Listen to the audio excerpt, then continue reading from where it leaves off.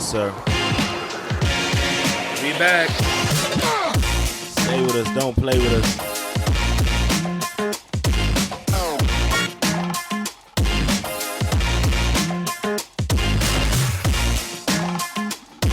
Yes, sir. Another day, another dollar, another episode of the Salted Nets podcast.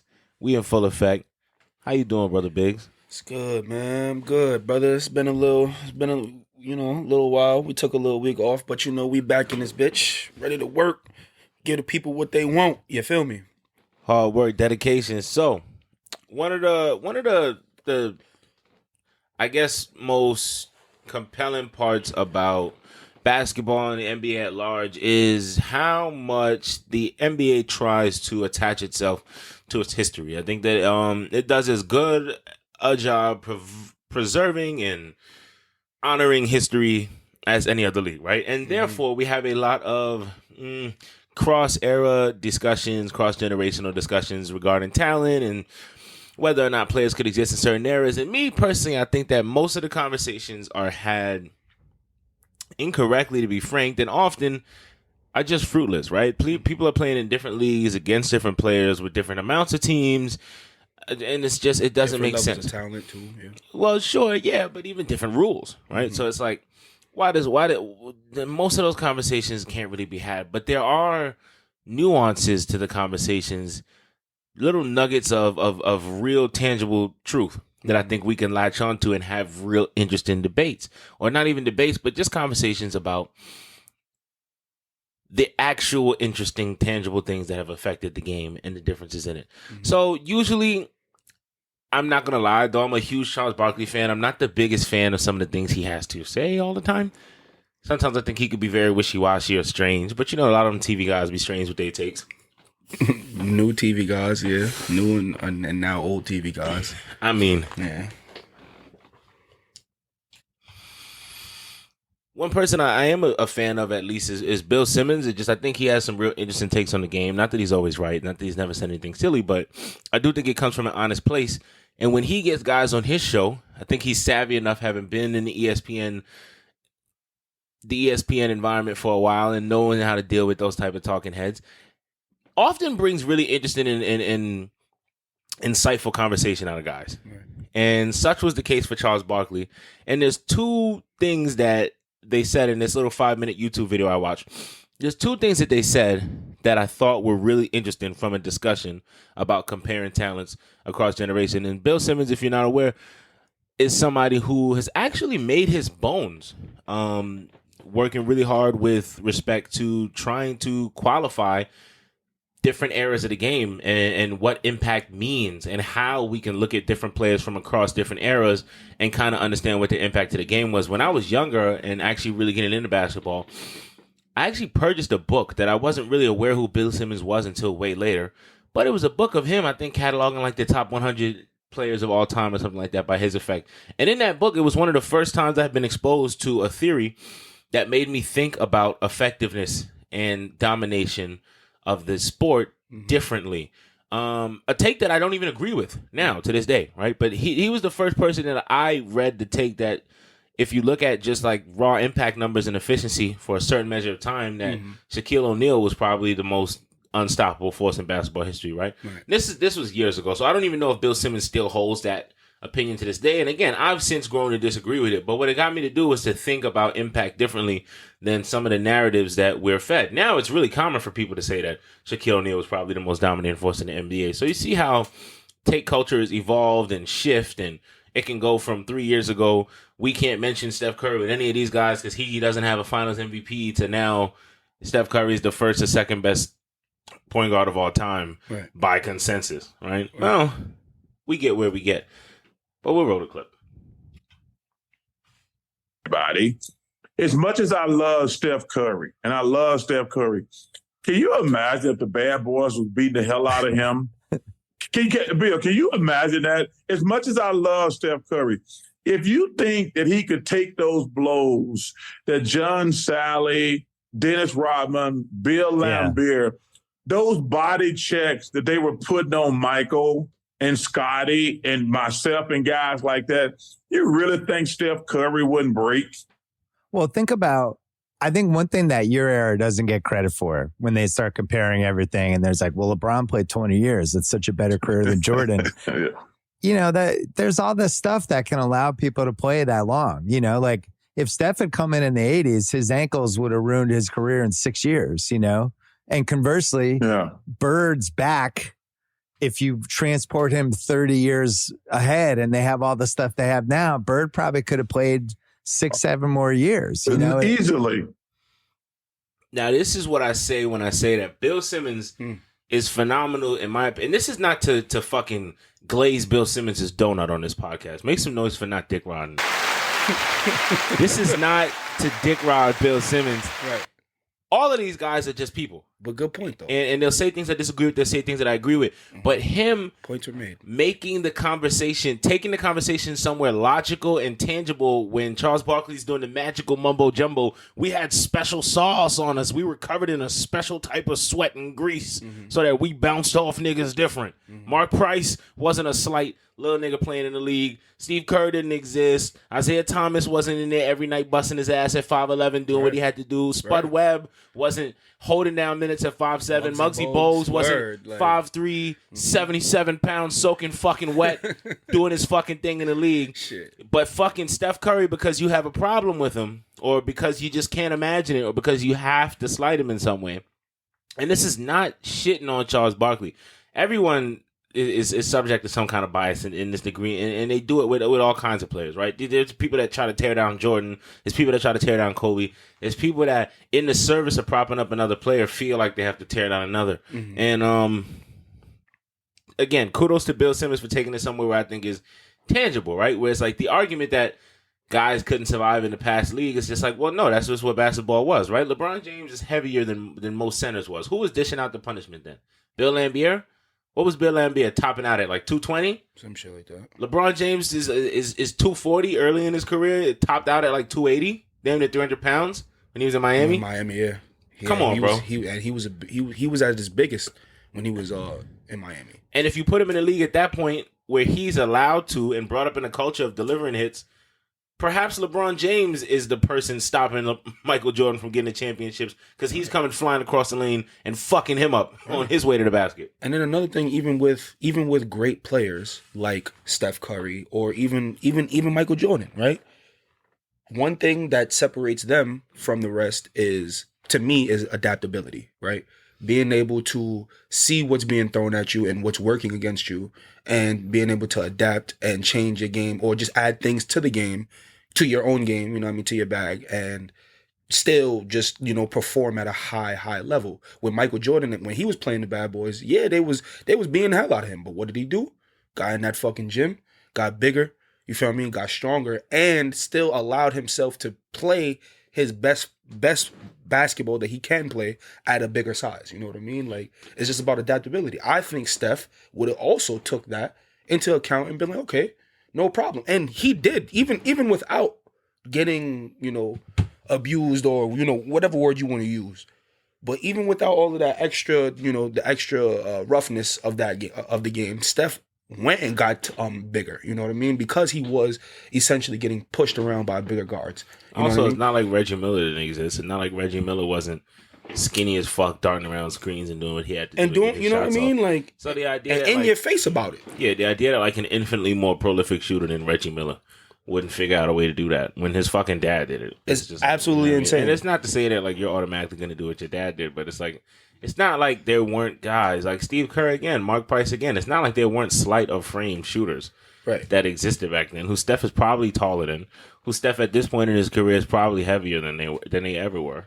You know what I mean? Like, but the thing that Bill Simmons brings it back to is that his career may have been ended within 6 years because of his ankles. It's like, yeah, if you put him in that league with the same ankles he had, with this level of sports technology that existed then, it's quite possible that the ankles is something he never recovers from, and we never do see the full potential of Steph Curry. Right? And we do understand that the way that the league is now and the understanding and embracing of the 3-point culture and real value in it from a points per possession perspective, sure, that helps. That massively helps Steph Curry. It massively helps Steph Curry to have played after a guy like Steve Nash, to have played after a guy like Ray Allen, to exist at the precipice of the game where he exists to be able to take it where he took it.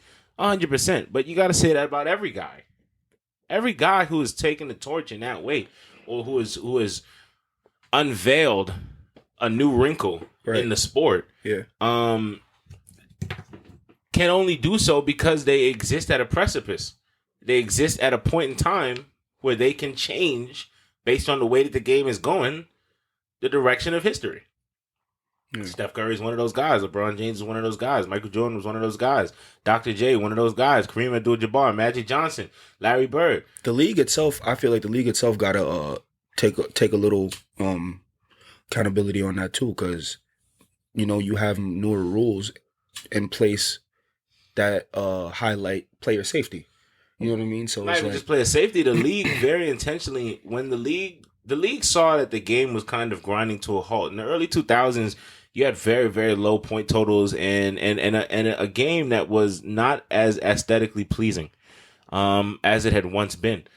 And the NBA took steps to move it in a direction to open up the floor, to encourage more transition play, to do these things.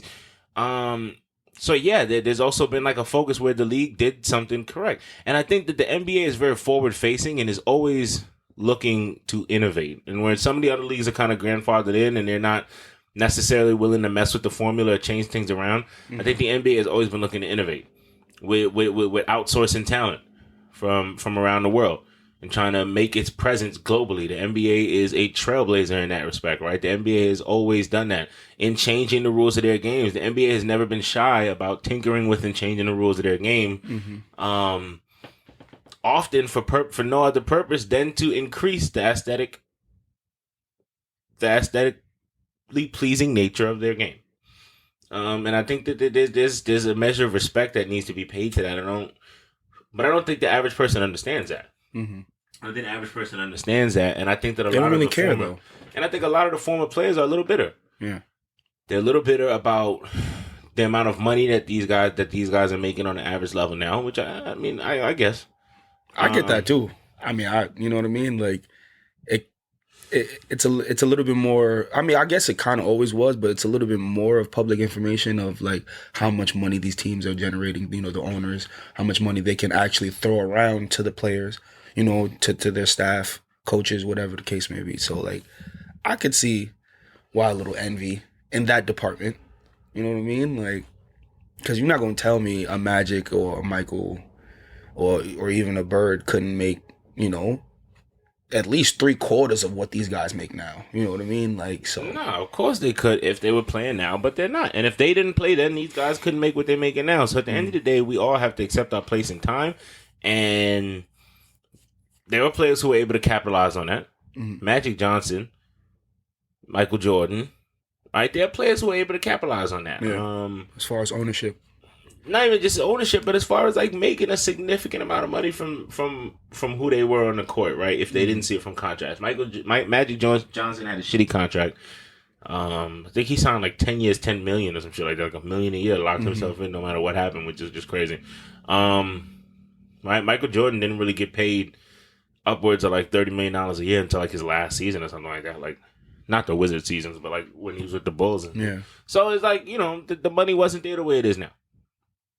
But and I think also some of them participate in the myth making to explain away some of the problems, right? Like I think like there's this idea that like Michael Jordan kept so many people ringless. Like no, Michael Jordan just ended up winning those championships, which is like, and he did make it. Yeah, which is like, because he didn't always make the dance. You know what I mean? But that particular generation of players, if they participate in the myth making of Michael Jordan, they get to be like, well, of course we didn't win. No. You know who we never hear participating in this myth making shit? Hakeem Olajuwon. Got my two. You bitch you. Whether the nigga was retired or not, whether he was playing baseball or not, got my 2 chips. Yeah. I don't never hear Hakeem like, oh my God, you have to see Michael Jordan. I cannot believe I played against him. No. Never hear no shit like that. Never. I mean, could it be a cultural thing though? Like, you know what I mean? Like, he's just. Nah, he probably thinks, listen, you can't not think Michael Jordan is fucking great. Yeah. You can't not think that. I'm sure No. he thinks that. Like I don't mean everybody it. else I don't does. mean it that that way. I'm just saying like culturally as just like not just kind of being a straight shooter. You know what I'm saying? Like not falling into the whole like as you say, myth making. You know what I mean? I think of what's going on. I think it's more so he doesn't have to participate as much because he won. Yeah. While Jordan was playing, Isaiah Thomas not here for none of that shit because he won. Like he like, yo, listen.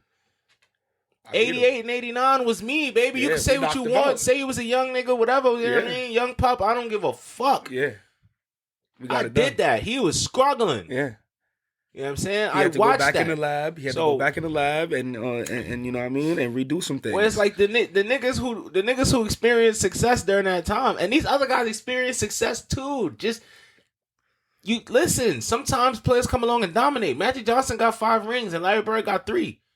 Wasn't a lot of other motherfuckers doing a lot of the winning. You understand what I'm saying? Like within their time. it was what it was. Yeah. LeBron James went to 10 finals, like 9 consecutively. The road to this run through me. Niggas so mad at LeBron, they gotta say all type of weird shit. Yo, Yeah. here's how I know LeBron is the most hated athlete in sports. There's never been an athlete more hated than LeBron James who hasn't actually done something just like foul. You know what I'm saying? Yeah. Like without having actually done something foul. Like off the court. Think about or this. on the court. Yeah. Alex Rodriguez disrespected the values of the sport, and I don't believe that. All them niggas was on steroids at the time. All right? And some niggas had to go down with the ship and bite the fucking bullet. Barry Bonds still don't want to say he did them. Head's just growing. Niggas just getting cranium enlargements randomly. 40 years old, going through a second puberty. All right, sir. And I understand why Barry don't want to say he did it, because he was the shit before him. Mm-hmm. That's the thing about the steroid era in baseball. It was great niggas doing steroids. They act like bums. They act like these fucking bums found this bag of steroids and turned into the truth. Yeah. It was niggas who was the truth. Like, I'm even more the truth on these. It's like the bodybuilding shit, the Mr. Olympia. These is the A1 top genetics in the world for bodybuilding. And they're They trying to just reach another also level. juicing up. You know what I'm Yeah. saying? They're trying to Don't reach think you another gonna level. look like that if you juiced up. All right? We worked with a nigga who was juicing, and it was like, why? Why are you doing that? You not even eating right and lifting, but you juicing so that 3 times a month you make it into the gym, you can lift some heavy shit? That's what you putting yourself through back knee for? Yeah. And shriveled up nuts. We're going there on this podcast. But aside from that, in all seriousness, people will say all type of weird shit, and this is how I know LeBron James is the most hated athlete in sports. Niggas will say, only 4-6 in the finals, loser. In what universe is having 4 championships and having been to the finals 10 times Yeah. not make you one of the most wildly fucking successful, best motherfuckers of all time? Like, if he wasn't literally LeBron James and people didn't like him, that's enough to get your dick sucked anywhere I grew up. Like there's a huge difference of having a 40% chance of winning, which is really high, by the way. Incredibly high. Which is really, really high. It would Like, be for your- incredibly high if you only had made the finals 3 times. You know what I mean? Like, that would, if you won 1 out of 3 championships and went to the finals 3 times in a row, you would be in the top. You are a winner. Yo, but the fact that it's 40% out of 10. Also, I just would also like to point out every season that you go to the championship, and you'll be glad to hear this because this is the last time I say this in front of you because you and them Celtics don't need to hear this. Every single season you make it to the finals is a winning season. You did not take an L. Yeah, give it up. You did not. Give it up. Give it up. Yes, sir. You did not take an L Uh-huh. because you made it to the highest level you could possibly make it and lost to the only team that was gonna to beat you. possibly do better than you. The literal only team to win more games than you during the course of this whole important shambam we're out doing. of 29 other motherfuckers. You know what I'm saying? Mm-hmm. Yeah. You only lost to the literal best motherfuckers to do it that year. Yeah. Like, you know what I'm saying? Like, so Yeah. it's like, even that whole idea, like, he's 4-6 in the finals. That don't hit me the way you think it's hitting me, dog. That is phenomenal. Yeah. If you actually took Michael Jordan's dick out of your mouth, like you would be able to see that was impressive. You see what I'm saying? And the fact that it's just an anomaly, bro. Like being able to win every time you touch the dance floor. Yeah, like it's hard as fuck, which is why he is the only one to do it. You know what I mean? Like, yo, it's not an easy And feat. everything has to align and go right. Where Like- the bar for greatness in a team sport across generations, where the rules have changed, It's more than just a star, bro. the Every bar for cog success needs to be working. But also, the bar for success cannot be an exact replication of somebody else's career. Yep. Like, we take something that should be great. Like, the fact that Michael Jordan won 6 chips, that should be the most phenomenal, dope trivia fact that we could all just back out when we were talking about how great Michael Jordan was. Now, you make me have to tear it down for the illogical fallacy that it is. This dick ridery. That's this fucking campaign of slobber knocking that you niggas are on. This endless. This nigga's angry. Nah, these niggas won't stop, man. This nigga's angry. You know why it blow mine? Because then they flip it and I look like the hater. I'm hating now. Nah. Michael Jordan's the truth. Unadulterated 100% truth juice. Him. I don't I don't know why Paul Pierce called himself that. Oh man. He not one of them. What? He's not. What? Sorry. I'm getting What? carried away. What? Yeah. I'm getting carried away. Yeah. Cause you laying all of these post player like fucking post retirement off court chicanery dictate your feelings about the truth. All right. Fine. On court, on any given day. Now listen, and I'm gonna bring this up real quick. Sidebar. I'm gonna bring this shit up because all of that hating you was doing last episode was crazy. You feel what I'm saying?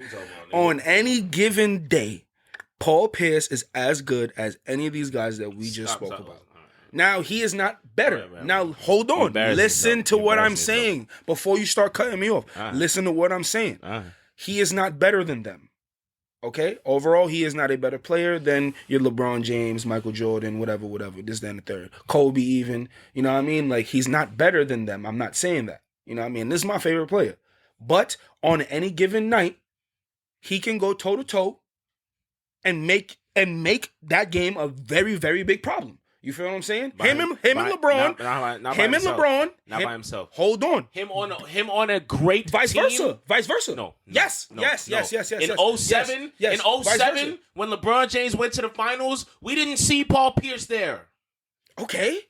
He won that one. When Paul He Pierce, won that listen one. to me. When Paul Braun Pierce, won that wait one. a minute. Braun won when that Paul one. Pierce is lined up. Braun couldn't sniff it for the but next early, 3-4 seasons. But early in Paul Pierce's career, when he was leading the Celtics to nothing, just understand that in the years like 04 and 05 and He shit was like by that, himself, though. Yeah, Whoa, cool. whoa, whoa, But in whoa. years like 04 and 05, when LeBron James was by himself, There was nobody on the team. He was hanging up like 27 in the fourth quarter on the Pistons and shit. All right. And having playoff upsets. I'm Right. sorry. Right. We're not talking about the same guys. That's what I just said. But wait, That's what I just said. So when Paul Pierce is on a team with Kevin Garnett and Ray Allen in them, okay, he can go toe to And toe. when- Yes. What do you mean? When it's just him, What do you absolutely not. mean? Absolutely not. Kevin Absolutely Garnett, not. Kevin Garnett and He Ray does Allen not have the sheer helped. singular ability. Kevin Garnett and Ray Allen helped put him in a position No. to where he can start making a difference. Help put him in in- position. Yes. All What right. do you mean? Some niggas They don't pulled need up. that. They pulled up. Some niggas don't need that. Paul Braun Pierce needed is it not too. one of them niggas. Braun needed it. I mean, no. Braun needed No. it. Yes. Braun did Yes. not. No. Listen to me. Yes, he did. No, what I'm about to say is a fact. Braun did not need players of the caliber of Kevin Garnett Yes, he did. and Ray Allen. So what the to fuck have is a playoff Dwayne success. Wade? What the fuck is a Chris He Paul? had playoff success What the before fuck is that. a Kyrie He had Irving? playoff success before What are you that. talking about? He had playoff success before and that. he didn't win a chip. Okay. And he didn't win one Paul- until he got Paul to them. Pierce did not- Until they came. Paul Pierce did not have playoff success. Oh my goodness, brother. Some guys, Brother, all right. But listen though, we acknowledge for that niggas. already. No, but for niggas of certain talent levels, that playoff success come at some point. before they get all the help. Listen, like I said, So Paul Pierce is any a given great night- player. on any given night, Yeah. he can go toe to toe with any of the greats in his era. He can go to toe. Provided Toe-to-toe. he got Kevin Yes. Garnett. Bro, stop it. I'm just saying. Listen, whether Kevin Garnett is there or not. No, it was whether never that. Kevin Garnett It was never that is there before or that. not. It was if never that Paul before that. Pierce is in a playoff game against any of these guys, and he's Mr. Clutch. He was the reason why we won a lot of those game Listen to me. sevens. Are you kidding me? Listen to me. Shout out to this. What are we talking shout about out to right the- now? Shout out to this Hall of Famer. Yes. But let me tell you. Top 75 player. Yeah. Yeah. Yeah. Yeah. Now on any One of the best Celtics to suit up for us. on yes. on any given Yeah. night. On any given night. Uh-huh. Top 3 Celtic He's giving to you suit up. 19, 19, 5, and 3. Uh-huh. And a chip. Don't forget that. A chip. And a chip. A chip. And a chip. One Don't singular forget ass that. chip. Don't forget it. One And singular according to ass your chip. rules, another 2 winning seasons because we made it to the dance. No, another one. My fault. Yeah, we got bounced out 2010. My fault. I mean, it's all good, though. Yeah. It's all good. Yeah. Yeah. I mean, Paul Pierce, solidified. great player. Yeah. Solidified. Back to regular Is he schedule one of them programming. men? No.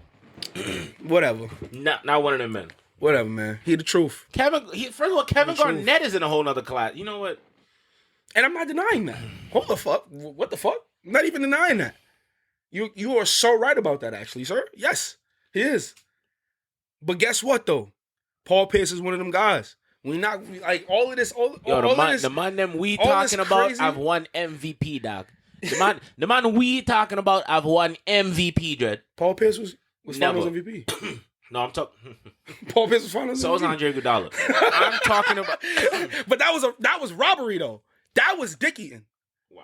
That one was dick eating. Wow. Wow. So they couldn't negate after Kevin Garnett? What? They couldn't negate after Kevin Garnett? No, because it was Paul Pierce. Mm, Paul Pierce is the reason why he was the main reason we won. What do you mean? okay. What are we talking about? Okay. And that's not a slight to KG. KG, my dog. Come Never on, that. man. I'm never a slight to big ticket. You feel what I'm saying? But come on now. What are we talking about? Never that. At that moment in time, P was the man. All right. All right. That's it. That's all I'm saying. We gotta. Are you keeping track of FIBA? Slightly. I'm kind of upset that it's not like as televised as I feel like it should be. You know what I mean? Like I feel like we should be, seeing some more games. I think they may air a game or two on ESPN2, but to be but to be really locked in, I think you have to be subscribed to one of these yeah, streaming and things. I'm not really feeling that too much. But that's neither here nor there. But I am keeping tabs on it, and If it's going well for us. if we weren't somewhere people could hear us, Mhm. I would probably tell you that in the event that I was in possession of a way to stream FIBA games Mhm. without paying for it, Mhm. I would just send you that when we weren't on the air. Yeah, hypothetically speaking, of course. I would in a situation like that, I would say, "Don't worry, dog, I got you." Right. But there's really two things that are standing out. Two stories, two similar, unlikely storylines, just fucking cutting through all this nonsense in this FIBA Team USA shit. Number one, I vastly underestimated how vulnerable we are in this FIBA pool.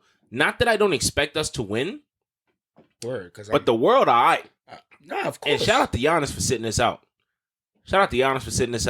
Good looking. Nah, Shout out to the world is Jokic alright. for sitting this out. Good looking. If Jamal Murray was suiting up for Canada this year, Yo, it'd be a wow. problem. Wow. Problem. I was actually quite surprised to see that he wasn't on the final roster. I was like, oh, My nigga, I was shit. looking at Canada warm up, and I said, "Is that Lou Dort? yeah.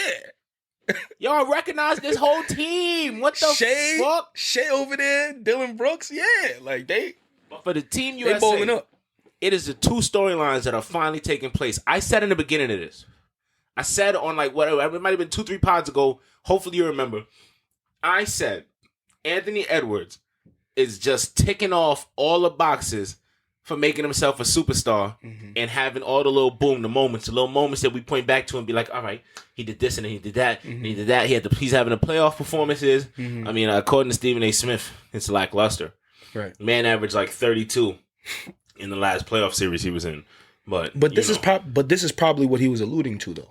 In saying that, you know what I mean? Like he's probably saying like, yo, I know, like, yeah, you're really good, but I know there's another level. Like, this is not the peak. Don't call my 32 lackluster. You know what I mean? But I could see, you know, just playing devil's advocate. You know what I mean? I could see where, you know, that thought can come from. That theory, maybe. You know what I mean? Like, yeah, his ass.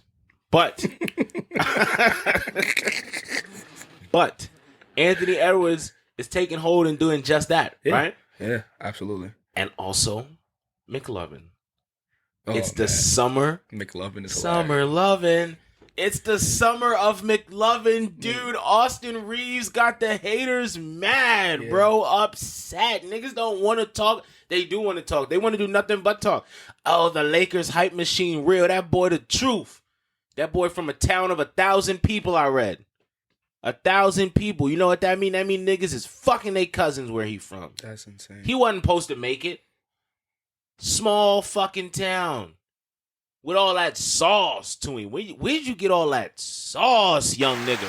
Word. I would like to know who he grew up watching. I think he from Alabama or Arkansas or some weird shit like that. Weird shit. That's crazy. Pardon me, DeMarcus Cousins. Because he's from Alabama. But Weird shit is crazy. Weird shit is insane. Meanwhile, I'm from New York City. I be dodging rats. It was a rat tried to body me 2 days ago. Right? Really tried to get in close and talk to me. I seen a rat dead, like fat one, looked like a cat. It was just dead on the street the other day. Grown ass man. Like somebody just off theming. You wanted to call the fucking police and report a murder. You thought this was dead body. You thought this was a man. I'm about to take my phone out, but like, yo, y'all want to see a dead body? This nigga dead. You know what I mean? It's a rat. Yeah. But McLovin, listen. We know what's going on with Anthony Edwards. I'm hearing people say things like, sure to be face of the league when they talk about Anthony Edwards. Wow. And this is what, going into year 3? I'm hearing people saying surefire to be face of the league. And a part of me is like, whoa, that's a little xenophobic. There are like 2 or 3 guys you would imagine being the face of the league for a while before Anthony Edwards gets to be the face of the league. They're just not American. Mm-hmm. But maybe people are taking in our built-in bias towards American, and they're like, listen, a part of being the face of the league seems to be that you have to be American. Sorry, not that we agree with it. I don't know. I'm just giving them like their little, I'm giving them journalistic credit there. Mm-hmm. We're like, maybe that's what they're building that in to the statement, right? Mm-hmm. So that's where Anthony Edwards is at. Let me tell you where Austin Reeves is at that niggas may or may not know about. He has a 7-figure sneaker deal with a Chinese company. The deal he has is actually the most the Lakers could pay him. If another team had offered him a higher contract, the Lakers were prepared to match it and would have matched it, and that's how he could have made more. Yeah. And actually, the Lakers' loyalty to him scared other teams off that were going to offer him significantly more because they knew the Lakers would just match it anyway. Mm-hmm. So he was paid the most the Lakers could pay him, and he's on the FIBA USA team, right?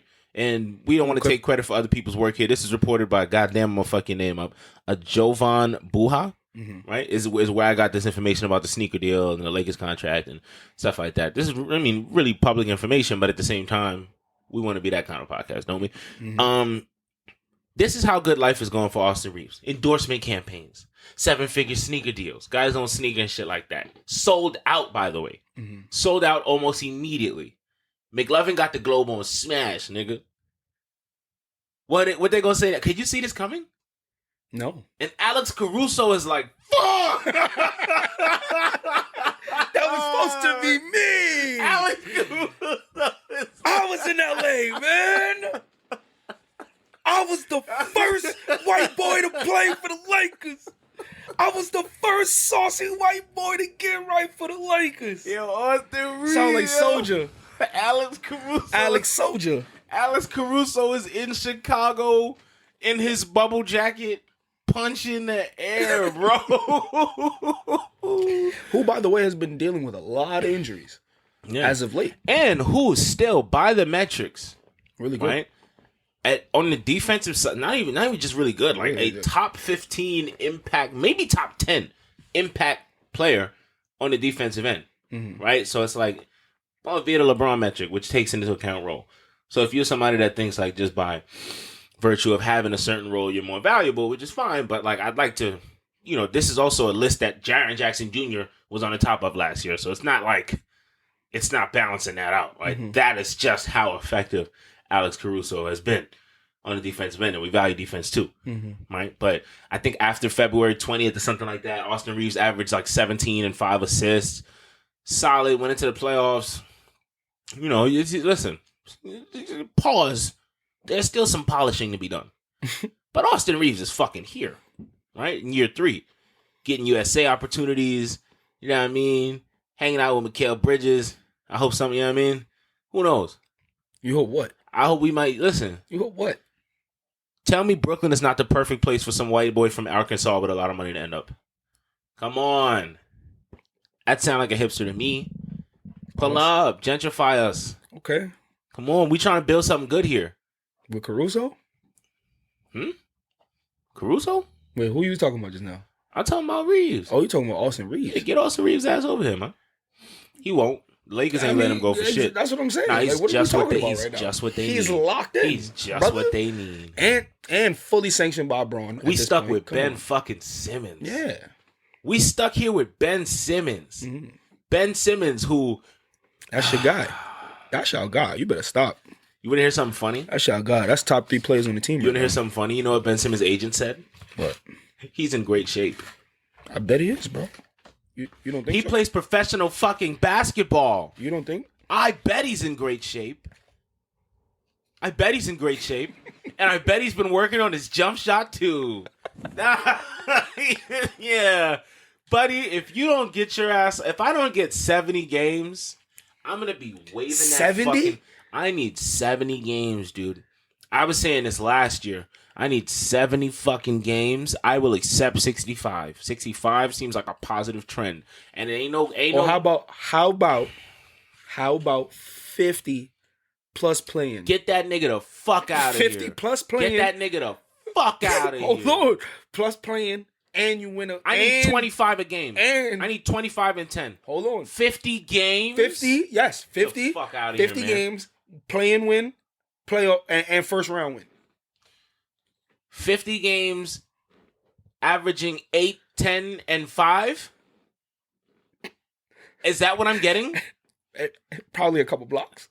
Probably a block. This man the fuck out Block of here, and a man. half. Look, I think I've been nothing but kind to Ben Simmons, and this is the most Ben Simmons slandering you'll see. If you see, I'm not talking shit about that uninspired, weak-ass game he came here with last year. I didn't say shit all year about that. Whatever. You know what I mean? I don't give a fuck about them troll videos he posts every year, his jump shot. I don't give a fuck about... Troll videos? I don't give a... He in the gym. Nah, he don't take none of them shots in the game, but he loves throwing shit up. Mid-range, turn around out the post, coming out transition 3. My nigga, if you don't stop fucking around with me, bro, if you don't stop fucking around with me and the rest of the Brooklyn Nets faithful, my nigga, I think I've been nothing but kind. I'll say it again. Matter of fact, round of applause. Ben Simmons, thank you for your service. I want to thank you for the time that you've put in and everything that you've given us. I need 65 games, dude. I need 65 games. At minimum. And I don't need none of that weak shit. I don't need none of that 8 and 7. I don't need that. If that's what you're coming with. 10 and 10. Man. Ben. 10, 10, and 5. Bro. 10, 10, and 5? Ben. 65 games, 10, 10, and 5? Ben, I appreciate your service. No. I appreciate your service, double-double, man. bro? Nah. Ben. Double-double. Yo, the bar is set pretty fucking high, I must say, my friend. I'm not gonna lie to you. Is it? Yeah. Is it? 10 and 10, 5? Is it? 10, 10, and 5, bro. 10 and 10 what? 10. What are the 10s? All right. 10 rebounds. 10 rebounds. Isn't he 10 points? Isn't he 6'10" and a super athlete? Yeah. Okay. 10 points, 10 rebounds, 5 assists. 10, 10, and 5, bro. A game for 70. And he gave you your 65. What? Probably a steal and a block in there. You know how you give it up. Come on now. Stop. That's efficient. Y'all not paying him no crazy bread. I just feel like You're not paying him crazy bread for him to be. Y'all are? He's not making a pittance. He's not making like some bullshit. What's the contract, man? We got to verify that. What's the contract? Yeah, let's talk about it. Yeah, let's really talk about it. Yeah. How much money he got left on that contract? Because there's no way. How much you think? You think Ben Simmons don't make over $25 million a year? Let me see. Because you asking I heard you say a 20 in there. I don't think you're getting that. I don't think you're getting anything close to that. Whatever that first number you threw out there was, you're not getting that. He made $37 million this year, and he's gonna make $40 million next year. Shit. All right, might need that 20. Why I again. gotta pay $40 million for Robert Williams III numbers? I just want to know why I gotta pay $40 million for that, bro. $40 million, cuz you fucking lost your mind, nigga. You fucking lost your mind. I gotta pay $40 million for this guy, bro. The most interesting thing he's gonna do all season, the most interesting story to come out about him all fucking year is gonna be who he's laying next to at night. It's tough. I didn't know it was that much, bro. He's a fucking reality TV star. I thought it was going to top out at like 30. I thought like it was the remainder of the bread. Probably going to top out at like 30 mil. You know. Paying this nigga a Benz truck a year, son. I don't know, bro. This nigga's making wild money, bro. He in the gym though. He in the best shape of his life. He in the gym. You know what I mean? He's doing what he got to do for y'all. Professional athlete is in the gym. Yeah. I can fucking finally sleep at night. I can lay down and get some real quality Z's. All right, bro. Knowing that the professional fucking athlete. All right, bro. That's crazy. It's crazy, man. You know what I mean? All right, What are you gonna tell me next? The nigga at UPS is lifting boxes? I hope you ready to eat your words, brother. Cause Ben is coming. I just think when we can have a player like with some shit, Marcus man. Smart or something on this team. Oh man, here we go. If we could just have a real deep boy type of. That's how I know you hate him. He's not even a Celtic no more. He just catches stray bullets. I'm not talking shit. You just, I know you hate this guy. You hate that guy. I just think. Ever since he won D-Boy, that was when you had it with him. I mean, that was when you had it with him. That was the last straw that broke the camel's back for you. That was it right there. When he took that D-Boy home, you said, huh? They definitely hate him. They definitely handed him a D-Boy because he was making a lot of noise about not getting one. Miss you. Yo, and young game changer. Miss you, my boy. They do not miss you. Miss you, my boy. He do not miss you. Big ups. He is so glad you're gone. Big ups, Tree 6. You know what I mean? Big ups, Tree 6. You see me? Tree 6. You see me? Yeah. Shai Gilgeous in this FIBA shit going crazy. And them Canada niggas I be tight because I be forgetting they Canada niggas. I be thinking those are our boys sometimes. Like when I watch Shai play, I be like, damn. You know what I mean? Nah, he's a foreign national. Even RJ is over there making quite some noise too, bro. Like yeah, because he's playing really. He's doodle in the NBA. Shit. Okay. Sorry. All right. Sorry. That kind of threw me off. Pardon me. I was about to just say that RJ been making quite some noise. Yeah. In FIBA basketball, man, yeah. For sure for Team Canada. Like he's been. Nah, I'm not gonna lie, bro. I was saying it. If it came down to that championship game, I think depending on the brackets or whatever or how the seeding goes, but like if it was to be Canada, USA, and Jamal Murray to complete that team that they have now, that's gonna be a tough game. Yeah, it's gonna be a really, really tough game to try and get that one over them. You know what I mean? Like, Shai Gilgeous had 27 points, 13 rebounds, and 6 assists the other day. Jesus.